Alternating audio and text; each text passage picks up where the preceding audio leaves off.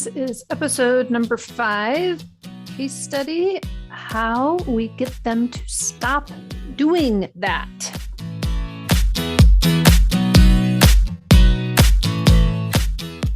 All right, let's get this going. Hello.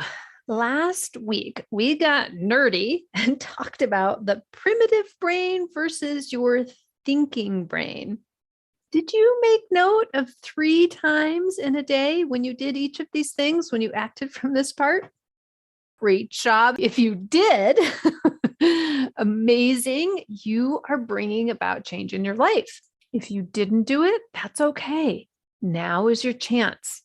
All is not lost. You can start now. You go back to listen to that previous episode if you need to, but you can start right now. No need to judge yourself or criticize or shoot, I meant to do it and I didn't. Just start it now. It's okay. We gotcha.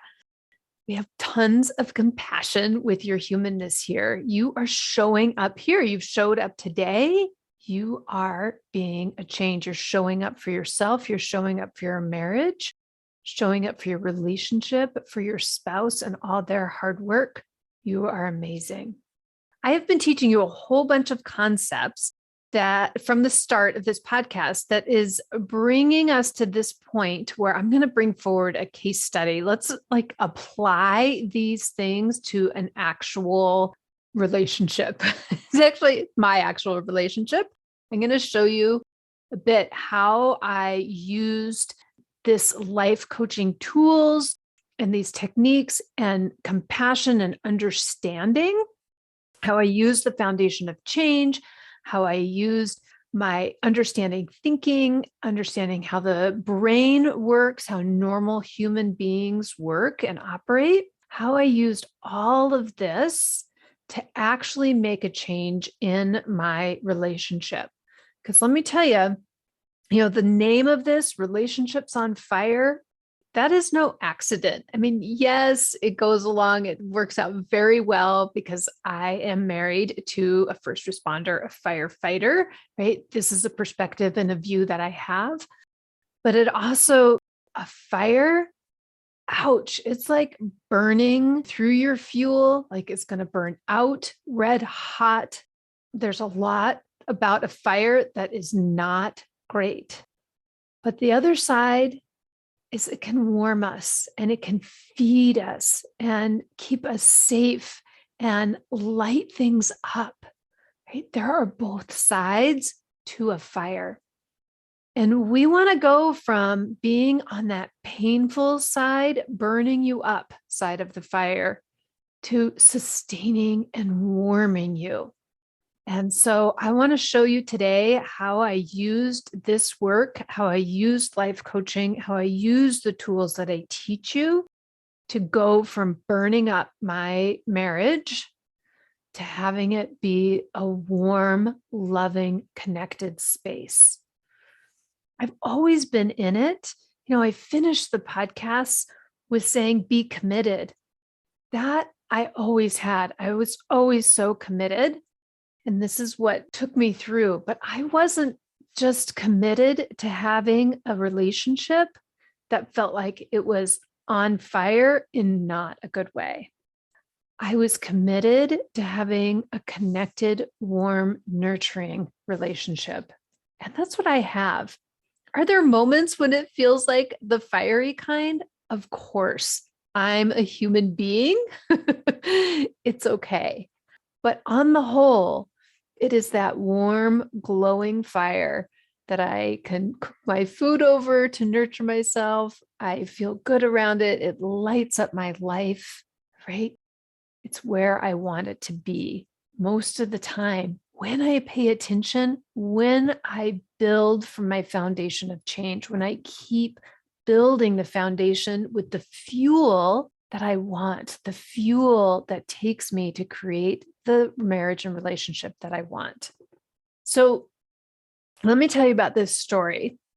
I titled this episode, I Wish My Partner Would Stop Doing That.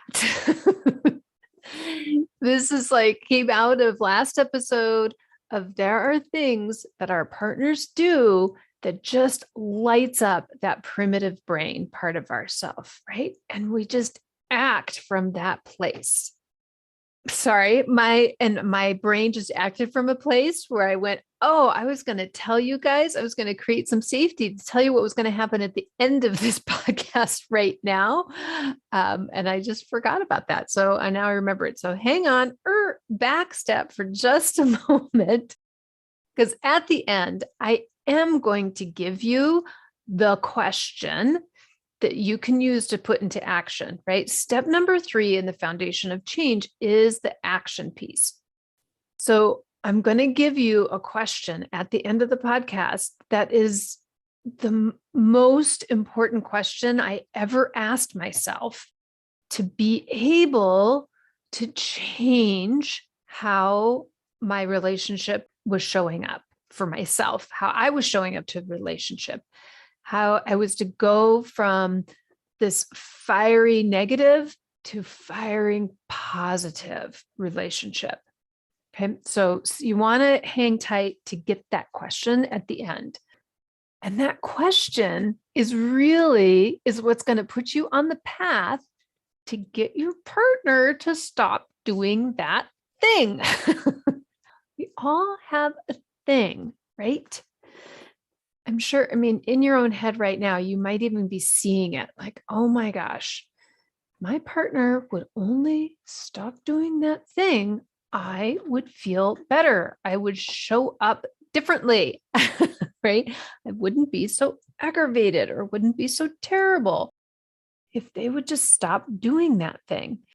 And my example that I'm going to give you today is kind of like a pebble in the shoe, right? My thing, it's not a huge thing. It's not really that big of a deal, but it became like a little pebble in my shoe, right? That when you keep walking on it, it just feels more and more painful and is so awful and just like piles up after the miles and miles. It gets so annoying, even though it's just this tiny little thing, right? A tiny little pebble. It just really adds up over time. You have something like this, some little pebble in your shoe, some little thing that your spouse does that just drives you bananas or is just like so difficult after these miles of it happening in your relationship. All right, so here is my little pebble. Let me tell you about my firefighter. My firefighter likes to groan. Come home from a shift, walk in the kitchen, and groans.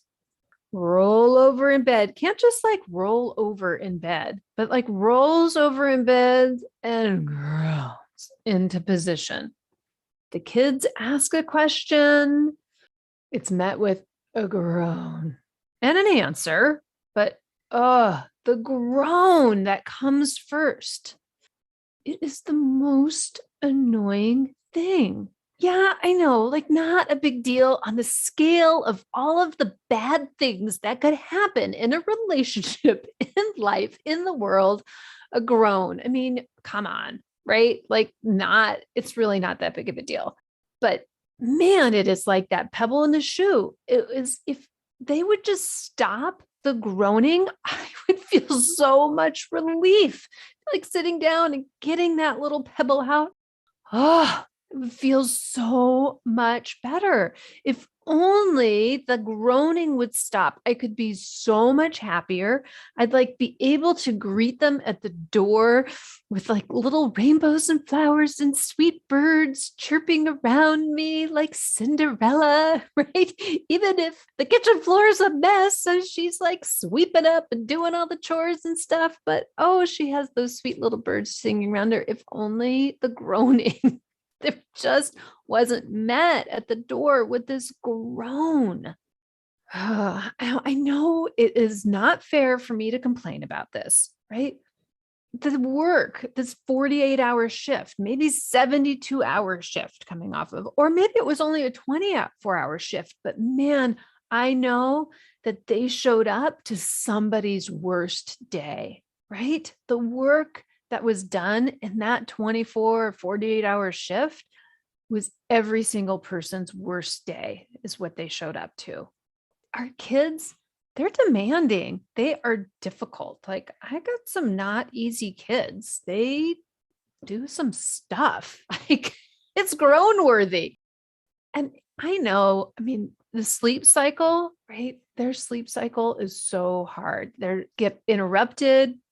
They get triggered with their fight or flight all the time when those bells and whistles go off. I get it. Okay, groaning when you roll over. Who am I to complain about this little rock? This, my friends, is judgment. This is how I took this little pebble of a groan and used it to judge myself, to judge my spouse, to judge my kids, to judge our relationship. This kind of harkens back to last week's episode with the primitive brain. When I hear the groan, I got reactive from my primitive brain. Sometimes I would fight it and have an anger response and make punchy little comments. Or sometimes I would react to it from a fleeing response and just like, oh, leave the room in exasperation.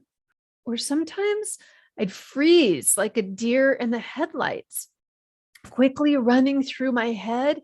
What can I do? What is making all this groaning? How can I make this groaning stop? After all, this groaning is a sign of a problem in a relationship that can mean the tribe is dissolving. More of the concepts from last week. My reaction to the groan became habitual, so much so that I was acting on the groan before it even happened.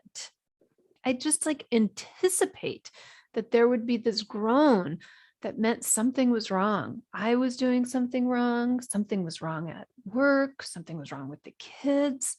I had to try and fix things. I went around, tried to make things easier, tried to ask just the right question to have the space so that my firefighter would process that difficult shift. I would try and make the kids' schedule and do all the things and create that perfect Instagram picture life. The result of all of this became that we were more and more disconnected. I was more disconnected with my partner. I was more disconnected with myself. All this reactive way of being, all of this fuel coming from this primitive brain space, all of this reactiveness, all of these trying to fix things on the action line, on the A line, waiting that foundation of change, just being in the action part. Over time, I became numb to this painful pebble in my shoe, resigned, still walking in a very perfunctory way, carrying out the acts, the duties, the rituals of life together, of a marriage. But there was a numbness there, this disconnection, because it was so painful. This groan had become so painful. This pebble was so painful. I just had to check out. Now, let me tell you the good news. My partner doesn't groan anymore. What? The groaning is gone. Good news. I'm not on that place anymore, right? I kept showing up and bringing in curiosity and inserting these coaching tools that I'm teaching you about, the coaching tools that I bring to online into our membership, right? The coaching tools and support. I got support for myself. And the groaning stopped. Well, at least I don't think there is groaning anymore. And to be really truthful, there could actually be some groaning. Because groaning really, it's just like air coming out of the body, right? And making a sound when it comes out. And I know that myself and my firefighter, that air comes out of our body all the time. And yeah, probably some of the times it makes a sound. The truth is, there may or may not be groaning anymore. But the key here is I've let it go. I didn't judge myself about it. It wasn't critical. I wasn't trying to shove away my thoughts about the groaning. That led to more disconnection. That led to more numbing. The key is I've learned to let it go by using the tools, by bringing in this gentle curiosity, this 10,000-foot view we've been talking about. The 10,000-foot view, let me get clear that there were facts. There were very few facts. One of the facts was when my spouse sat down, air came out and there was a sound. That was it. That's the only fact. I would then make meaning, because this is what humans do. We're meaning-making machines. Normal, right? It's normal. It's okay. I don't have to judge it. I can just notice I made meaning. Just even me calling it a groan versus a sigh or sound. I made meaning. I had lots of stories about the sound, many, many stories about the sound, what the sound meant. This is me starting to build and understand that first corner of the foundation of change. Where am I? Where was I? I was making all these stories up about the sound. So many stories, they just presented as facts to me. I knew what that sound meant. It meant something is wrong, something needs to be fixed. I'm not good enough. They're upset with me. They're upset with the kids. I'm doing something wrong, whatever, right? Lots and lots of stories that I really just thought were kind of like facts, were truth. But there was very little truthful in this situation. There was just sitting down, air coming out, and a sound. The story that I made up, the stories that I made up, this is what gave me the fuel, gave me my feelings, right?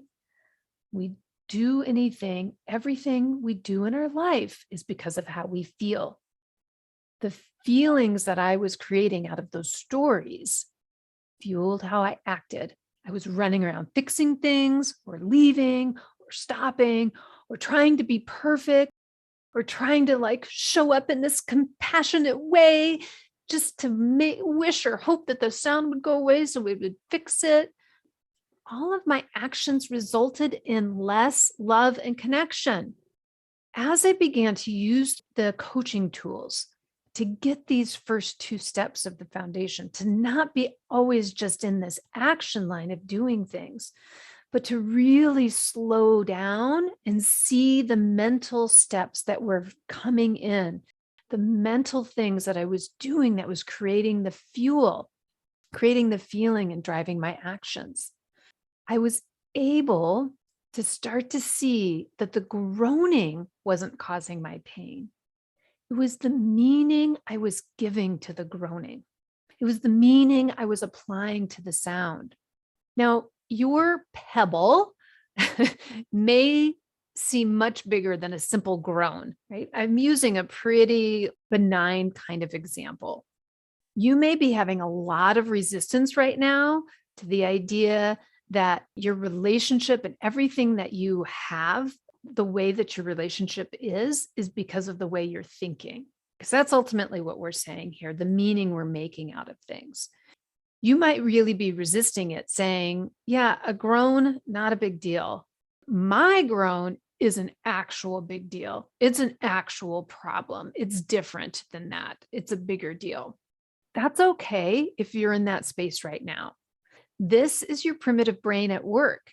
It wants everything to remain the same. It wants to conserve energy, the habit, even if it's a painful one.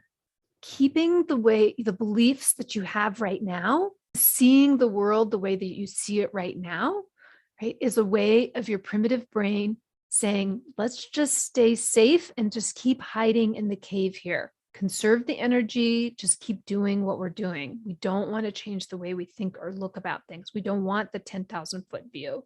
That means I have to use more energy. Thought work is a process that we do our whole lives. We do it if we're paying attention or not. I react to my spouse having air come out of their body if I pay attention or not.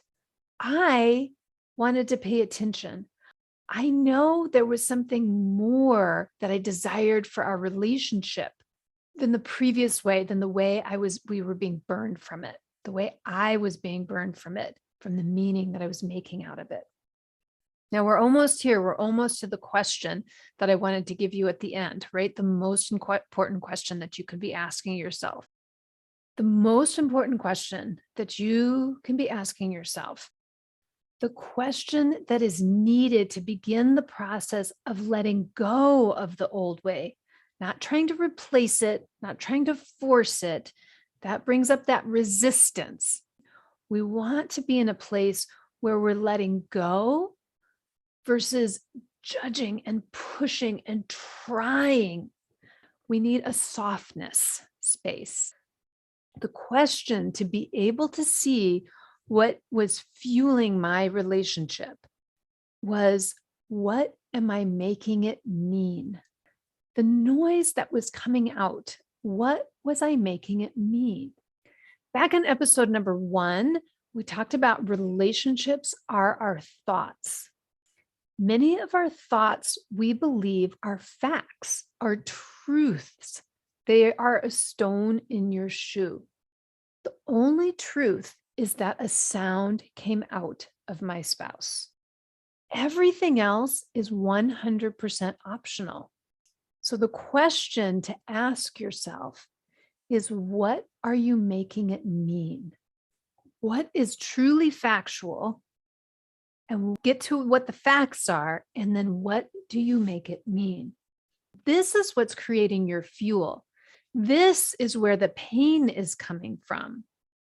This is something that you can change. This is something that you have autonomy over.